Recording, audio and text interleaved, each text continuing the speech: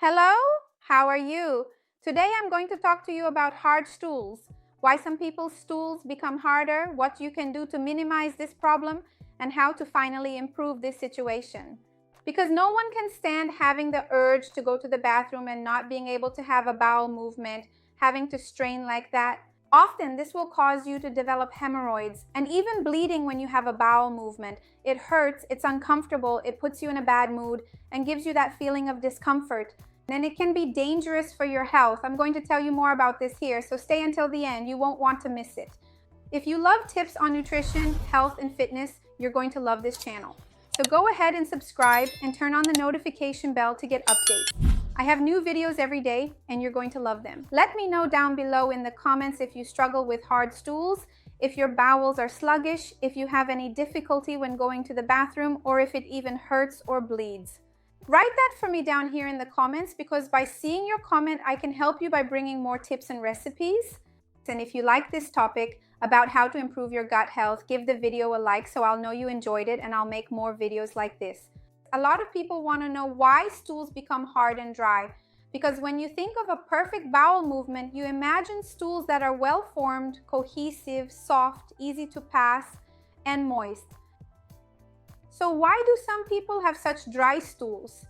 Some people even say that sometimes it gets as hard as a rock. That's how dry it gets. I'm going to explain it to you. This happens because when you eat food, you chew it, it's in your mouth, then it goes to your stomach and it starts to turn into a food bolus.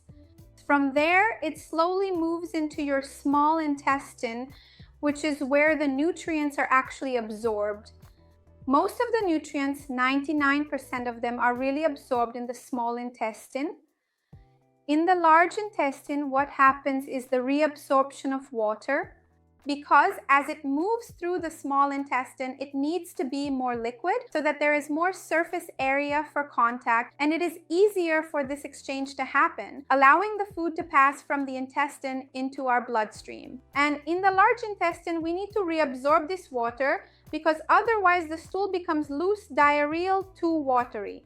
So the large intestine serves to reabsorb all this liquid and form the stool as we know it, compact and moist, still containing water, still relatively soft but compact and formed. So if the intestine is very slow, if you are very constipated and can't have a bowel movement for 1, 2, 3 days, you start to have a lot of reabsorption from this fecal mass, and it actually becomes increasingly dried out and harder. And this is extremely bad because if you start trying to force a bowel movement, you might even get an anal fissure, which is a tear in the lining of the anus. And because of the straining, sometimes sitting and pushing for many minutes, there are people who spend hours sitting on the toilet, and this internal pressure can promote the appearance of hemorrhoids. So this situation is quite complicated. Remember that I have a video here on the channel talking more about stools stuck in the intestine, talking more about hemorrhoids, how to prevent them, how to treat them. I'll leave it down below in the description. It's important for us to emphasize that when this stool remains stuck for a long time, it can lead to what we call toxic megacolon, where you have a toxic mass sitting in your body, which can cause consequences that may even put your life at risk. Hospitalization may be necessary to treat this, and in some cases, surgery may even be required to remove the hardened and trapped stool, because this can cause a significant increase in the population of harmful bacteria and can lead to other very serious health complications. So having a slower bowel or drier stools is not something to take lightly. It's not something you should just accept. It's important that you try to change this and adopt a more regulated lifestyle in terms of diet and habits, so that you can have better bowel movements and minimize as much as possible the dryness of your stools and intestinal constipation. We know that there are certain things that contribute to stools becoming drier. One of them basically is a highly industrialized diet with many ultra-processed foods in which you naturally consume less fiber. So with this kind of diet, the fecal matter is harder to push through because it contains less fiber. Fiber serves to increase the volume and to be present in the colon. Also, soluble fiber attracts water, so it moistens the stool, making it easier to pass.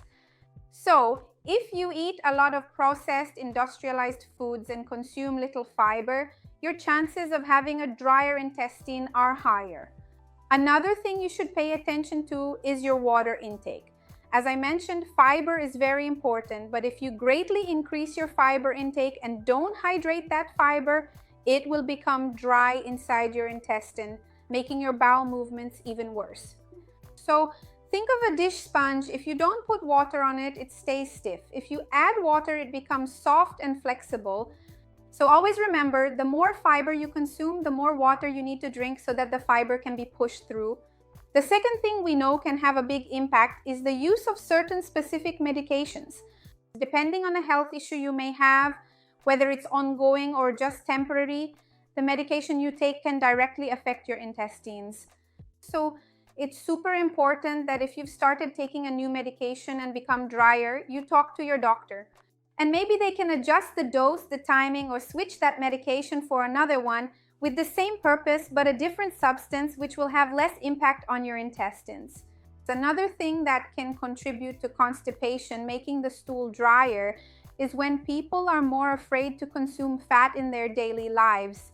Sometimes someone is on a diet to lose weight and ends up not consuming any fat at all, thinking that this way it will be healthier for them. There are fats that are really bad and we should avoid them, like saturated fat, trans fat, those found in processed foods and fried foods. But healthy fats, usually the vegetable fats from avocado, olive oil, nuts, almonds, chia, and flaxseed, are fats that stimulate peristalsis, especially since some of them already come with fiber, and they also make the stool softer and more moist, which helps with bowel movement. So consuming healthy fats will really help you in this regard. In fact, some antibiotics can cause you to experience constipation after an initial bout of diarrhea in some cases due to changes in your gut flora subsequent to their use. So whenever you use antibiotics, it's important to pay attention and consume probiotic foods to help restore your intestinal flora.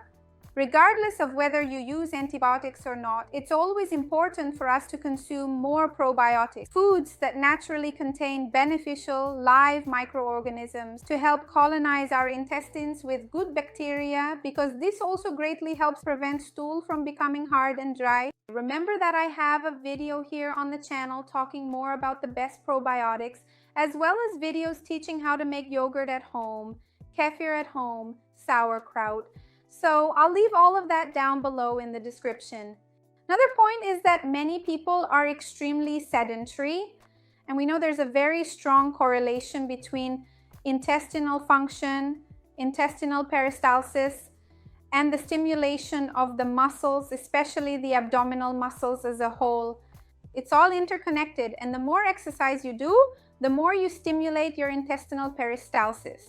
So if you've been struggling with a lot of constipation, try to incorporate more physical activity into your daily routine, and you'll see that your intestinal peristalsis and bowel movements will also improve. It's also very important that you remember to have a bowel movement when you feel the urge. If you're the kind of person who feels the need to go but prefers not to because you're at college, at work, or at a friend's house, every time your vagus nerve sends a signal to your intestine to release those stools, you suppress it, you cut off that signal. After a while, the signal starts to weaken and becomes much less frequent. So always remember to listen to your body. And if you're someone who gets constipated often, when you feel the urge, don't hold it in. You can even bring those wipes to clean the toilet or whatever you need to feel more comfortable having a bowel movement outside your home. But it's important that you try to avoid holding it in, because that will only make your constipation worse.